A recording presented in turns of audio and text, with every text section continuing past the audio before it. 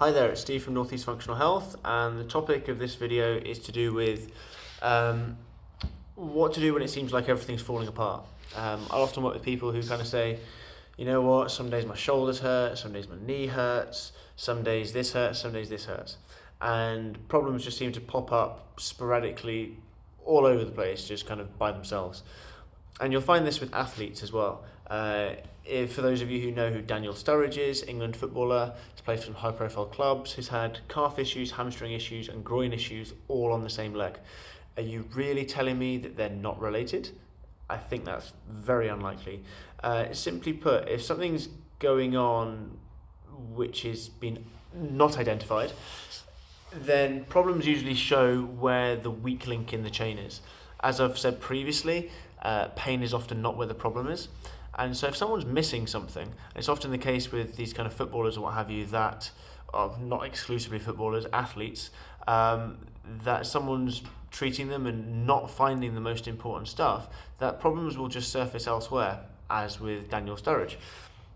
Another athlete I'll often mention in clinic, now retired, Olympic gold medal winner, long jumper, Greg Rutherford, very active on social media and particularly Instagram, used to post lots of videos of him training, sprinting up hills, doing loaded stuff in the gym, and you could see that he did not load his left ankle properly. You can see that when he was sprinting, he was pushing off more on the right. You can see when he was doing step-ups in the gym, his right side was drastically, markedly more stable than his left.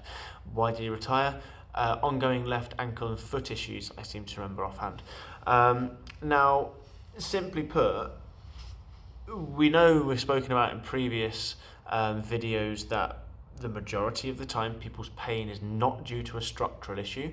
There's no tissue damage there anymore. It's simply down to how their brain is using their body in the best way it knows how. However, that way is now causing pain, or in the case of someone like Daniel Sturridge, who sprints a lot. He's a forward, so he's running onto the ball a lot and making runs.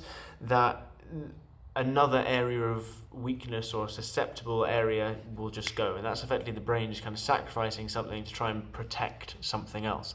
No matter how many surgeries you have, will not change how his brain is using his body. And that's the same for you, whether you are sat at a desk, that might be revving a problem up, whether you're a heating engineer who's underneath sinks and in like floor spaces, in between walls, whatever, in awkward positions. Yes, there are people who are going to, due to the nature of their job or their sport or their discipline or what have you, are going to rev up problems more and are more likely to have pain. However, the fitter you are and the more variability you have in your training, the more robust you're going to be. And this is why in the late 90s, I think it was the LA Lakers, so professional basketball team in the States, started doing way more prehab with their players pre-season than just jumping straight into training and trying to get them fit.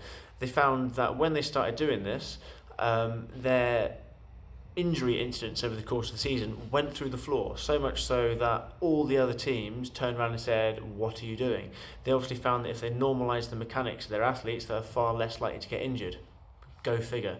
However, we don't, in the UK, professional sports teams often don't, subscribe or ascribe to this mentality, or people day to day don't realise how what they're doing can potentially rev things up. So if you feel like there's no explanation to you kind of hurting in various different places, or if you're an athlete or weekend warrior or what have you who kind of has lots of different things going on, then get in contact, 'cause it's probably the case that the people that you've been seeing for treatment have been missing stuff. They haven't found the big players, and these big players will continually perpetuate and bring back injuries, or things will just move as your system tries to cope and compensate with them.